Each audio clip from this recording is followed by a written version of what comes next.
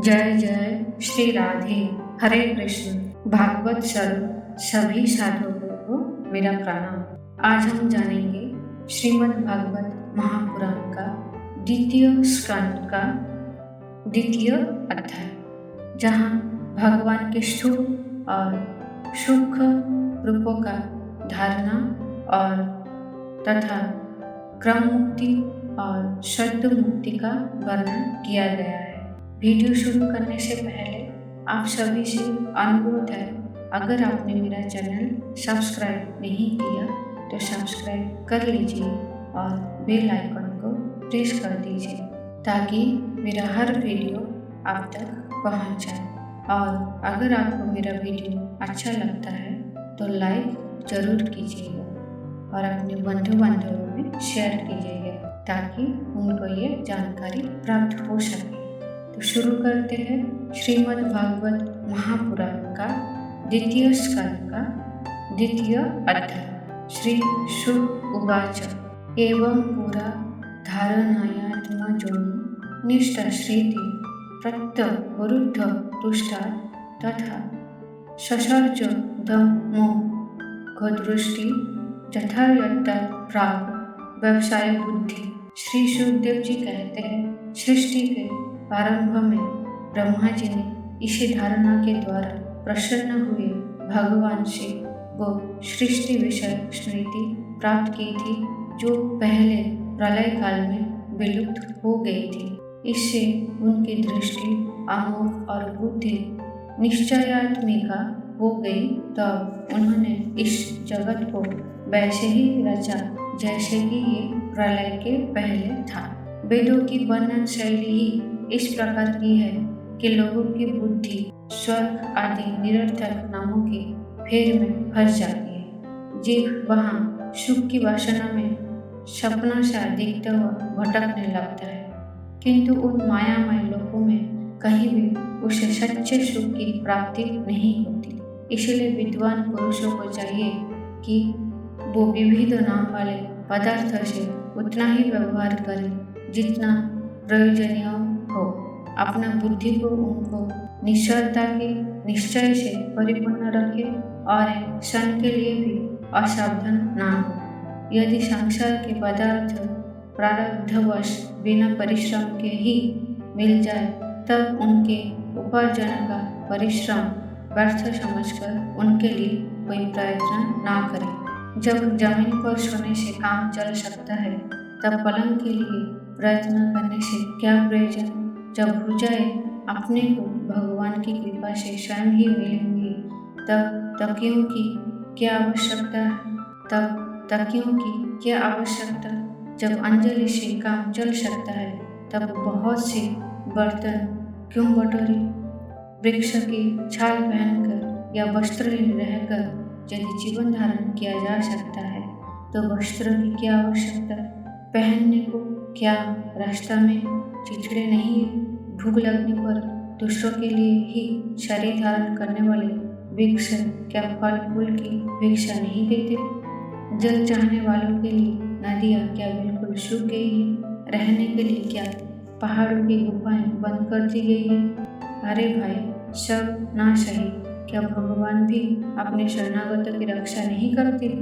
ऐसी स्थिति में बुद्धिमान लोग भी धन के नशे में चूर घमंडी धनियों को चापलूसी क्यों करते हैं। इस प्रकार विरक्त हो जाने पर अपने हृदय में नित्य विराजमान स्वतः सिद्ध आत्मस्वरूप परम प्रियतम परम सत्य जो अनंत भगवान है, बड़े प्रेम और आनंद से दृढ़ निश्चय करके उन्हीं का भजन करें, क्योंकि उनके भजन से जन्म मृत्यु के चक्कर में डालने वाला अज्ञान का नाश हो जाता है। पशुओं की बात तो अलग है, परंतु मनुष्य में भला ऐसा कौन है जो लोगों को इस संसार वैतरण नदी में गिरकर अपने कर्मजन्य दुखों को भोगते हुए देखकर भी भगवान का मंगलमय चिंतन नहीं करेगा। इन असत विषय भोगों में ही अपने चित्त को भटकने देगा। कोई साधक अपने शरीर के भीतर हृदय काश में विराजमान भगवान के प्रादेश मात्र स्वरूप की धारणा करते हैं। वो ऐसा ध्यान करते हैं कि भगवान चार भुजाओं में शंख, चक्र, गदा और पद्म है। उनके मुख पर प्रसन्नता छलक रही है। कमल के समान विशाल और कोमल नेत्र है। कदम्ब के पुष्प की किशोर के समान पीला वस्त्र धारण किए हुए है। भुजाओं में श्रेष्ठ रत्नों से जड़े हुए सोने के बाजूबंद शोभायमान है। सिर पर बड़ा ही सुंदर मुकुट और कानों में कुंडल है, जिनमें जड़े हुए बहुमूल्य रत्न जगमगा रहे हैं। उनके चरण कमल जोगेश्वर के खिले हुए हृदय कमल की कर्णिका पर विराजित है। उनके हृदय पर श्रीवत्स का चिन्ह एक सुनहरी रेखा में है। गले में कौस्तुभ मुनि लटक रही है। वक्षस्थल कभी न कुंभ लाने वाली वनमाला से घिरा हुआ है। वो कमर में करधनी, उंगलियों में बहुमूल्य अंगूठी, चरणों में नुपुर और हाथों में कंगन आदि आभूषण धारण किए हुए हैं। उनके बालों की लटें बहुत चिकनी, निर्मल, घुंघराली और नीली है। उनका मुख कमल मंद मंद मुस्कान से खिल रहा है। लीलापूर्ण उन्मुक्त हास्य और चित्तवंशी शोभायमान द्वारा वो भक्तजन पर अनंत अनुग्रह की वर्षा कर रहे हैं। जब तक मन इस धारणा के द्वारा स्थिर न हो जाए, तब तक बार बार इन चिंतन स्वरूप भगवान को देखते रहने की चेष्टा करनी चाहिए। भगवान के चरण कमलों से लेकर उनके मुस्कान युक्त मुखकमल पर्यंत समस्त अंगों की एक एक करके बुद्धि के द्वारा धारण करनी चाहिए। जैसे जैसे बुद्धि शुद्ध होती जाएगी, वैसे वैसे चित्त स्थिर होता जाएगा। जब एक अंग का स्थान ठीक ठीक होने लगे, तब उसे छोड़कर दूसरे अंगों का ध्यान करना चाहिए। कि विश्वेश्वर भगवान का दृश्य नहीं, दृष्टा है। सगुण निर्गुण सब कुछ इन्हीं का स्वरूप है। जब तक इनमें अनन्य प्रेममय भक्ति योग ना हो जाए, तब तक साधु को नित्य नैमित्तिक कर्मों के बाद एकाग्र चित्त से भगवान के उपयुक्त स्थूल रूप का ही चिंतन करना चाहिए। परीक्षित, जब योगी पुरुष इन मनुष्य लोक को छोड़ना चाहे, तब देश और काल में मन को ना लगाए। सुखपूर्वक स्थिर आसन से बैठकर प्राणों को जीतकर मन से इंद्रियों का संयम करे। तदनंतर अपने निर्मल बुद्धि से मन को नियमित करके मन के साथ बुद्धि को क्षेत्रयज्ञ में और क्षेत्रयज्ञ को अंतरात्मा में लीन कर दी। फिर अंतरात्मा को परमात्मा में लीन करके धीर पुरुष उस परम शांति अवस्था में स्थित हो जाए। फिर उसके लिए कोई कर्तव्य शेष नहीं रहता। इस अवस्था में सत्वगुण भी नहीं है। फिर रजोगुण और तमोगुण की तो बात ही क्या है। अहंकार, महत्त्व और प्रकृति का भी वहाँ अस्तित्व नहीं है। उस स्थिति में जब देवताओं के नियामक काल की भी दाल नहीं गलती, तब देवता और उनके अधीन रहने वाले प्राणी तो रह ही कैसे जाते हैं। योगी लोग ये नहीं इस प्रकार परमात्मा से भिन्न पदार्थ का त्याग करना चाहते हैं और शरीर तथा उसके संबंध पदार्थ में आत्मबुद्धि का त्याग करके हृदय के द्वारा पद पद पर भगवान के जिस परम पुरुष स्वरूप का आलिंगन करते हुए अनन्य प्रेम से परिपूर्ण रहते हैं, वही भगवान विष्णु का परम पद है। इस विषय में समस्त शास्त्रों की सम्मति है। ज्ञान दृष्टि के बल से जिसके चित्त की वासना नष्ट हो गई है, उस ब्रह्मनिष्ठ योगी को इस प्रकार अपने शरीर का त्याग करना चाहिए। पहले एड़ी से अपने गुदा की दवा कर स्थिर हो जाए और तब बिना घबराहट के प्राणवायु को षट चक्र भेदन की रीति से ऊपर ले जाए। मनुष्य जोगी को चाहिए नाभि चक्र मणिपूरक में स्थित वायु को हृदय चक्र में अनाहत में, वहाँ से उदन वायु के द्वारा वक्षस्थल के ऊपर विशुद्ध चक्र में, फिर उस वायु को धीरे धीरे तालुमूल में विशुद्ध चक्र के अग्रभाग में चढ़ा दे।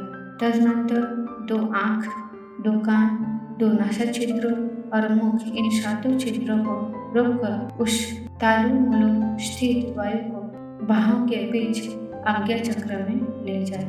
यदि किसी लोक में जाने की इच्छा ना हो तो आधी घड़ी तक उस वायु को वहीं रोककर स्थिर लक्ष्य के साथ उसे सहस्र में ले जाकर परमात्मा में स्थिर हो जाए। इसके बाद ब्रह्मरंध्र का भेदन करके शरीर इंद्रियों को छोड़ दे।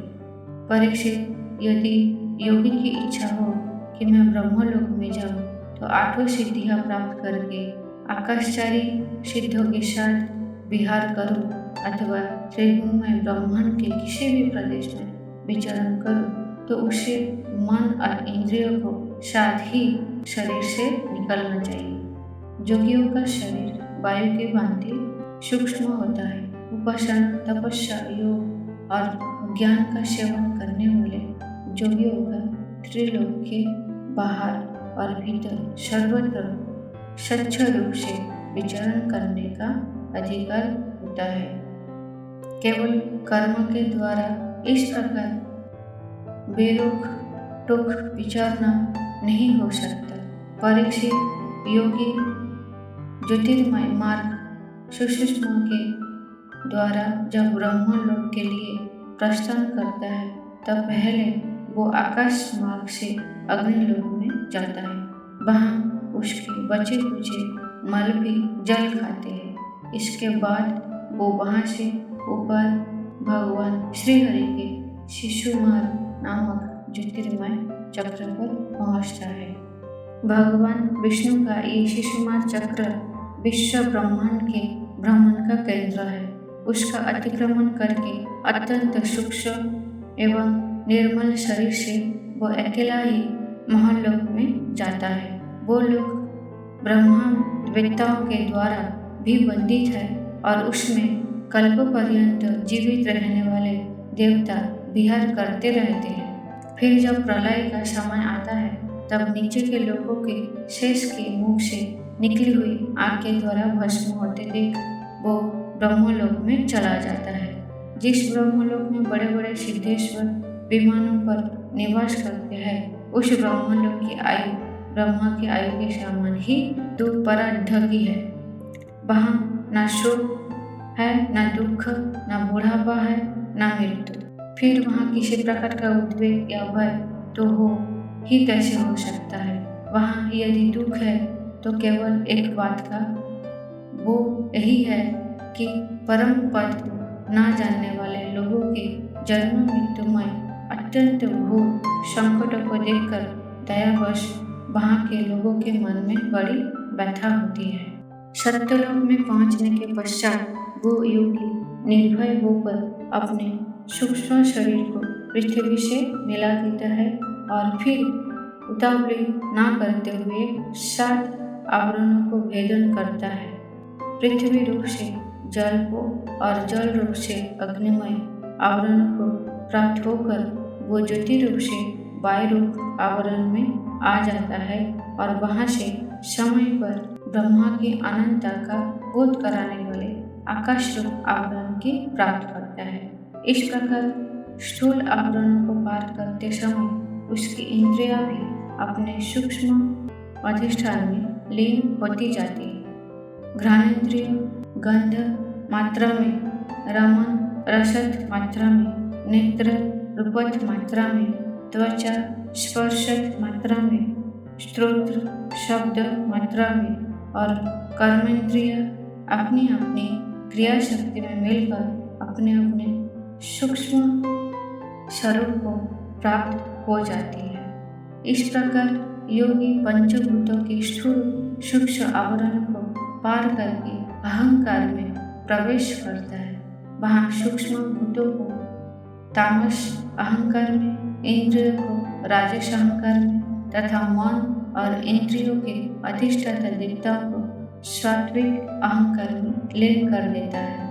इसके बाद अहंकार के सहित लयरूप गति के द्वारा महत्व में प्रवेश करके अनंत समस्त गुणों के लय स्थान प्रकृति रूप आवरण में जा मिलता है।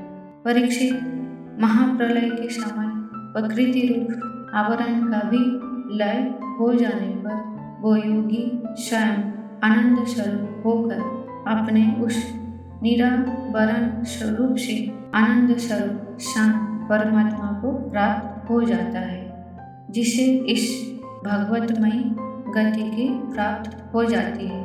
उसे फिर इस संसार में नहीं आना पड़ता। परीक्षित, तुमने जो पूछा था उसके उत्तर में मैंने वेदोक्त द्विविध सनातन मार्ग सद्गुण मुक्ति और ब्रह्म मुक्ति का तुमसे वर्णन किया। पहले ब्रह्मा जी ने भगवान वासुदेव की आराधना करके उनसे जब प्रश्न किया तब उन्होंने उत्तर में इन्हीं दोनों मार्गों की बात ब्रह्मा जी से कही थी। संसार चक्र में पड़े हुए मनुष्य के लिए जिस साधन के द्वारा उसे भगवान श्री कृष्ण की अनन्य प्रेम में भक्ति प्राप्त हो जाए, उसके अतिरिक्त और कोई भी कल्याणकारी मार्ग नहीं है। भगवान ब्रह्मा ने एकाग्रचित्त से सारे वेदों का 3 बार अनुशीलन करके अपनी बुद्धि से यही निश्चय किया कि जिससे सर्वात्मा भगवान श्री कृष्ण के प्रति अनन्य प्रेम प्राप्त हो वही सर्वश्रेष्ठ धर्म है।